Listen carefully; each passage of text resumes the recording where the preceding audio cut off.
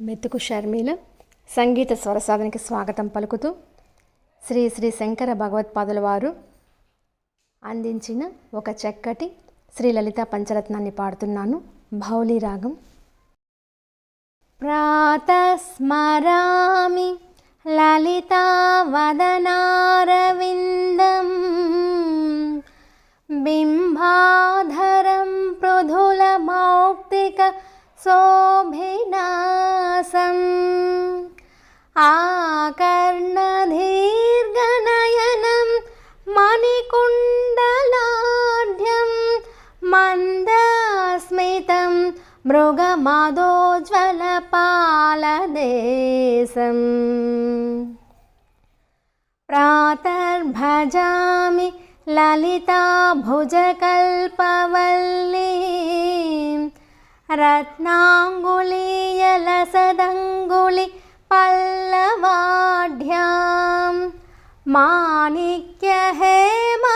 మాణిక్యహేమవలయాంగద శోభమానాం పుండ్రేక్షు చాపకుసుమేషు శృణీర్దదానం ప్రాతర్నమామి లలితా చరణారవిందం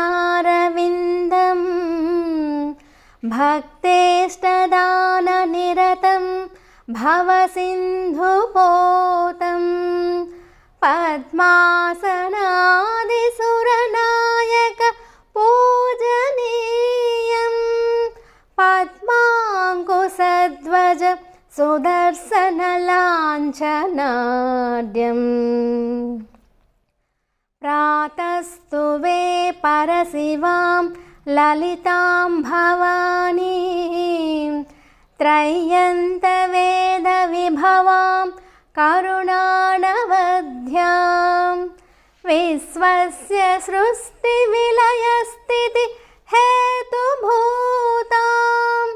విశ్వేశ్వరీం నిగమవాङ्मनसातिधूरां प्रातर्वदामि ललिते तव पुण्यनामा कामेश्वरीति कमलेति महेश्वरीति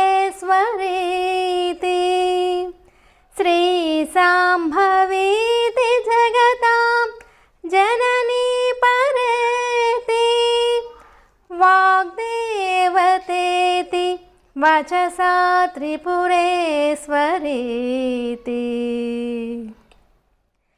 यश्लोकपञ्चकमिदं ललिताम्बिकायाः सौभाग्यदं सुललितं पठति प्रभाते तस्मै ददाति ललिता झटिति प्रसन्ना विद्यां श्रियं विमलसौख्यमनन्तकीर्तिं विद्यां श्रियं विमलसौख्यमनन्तकीर्तिं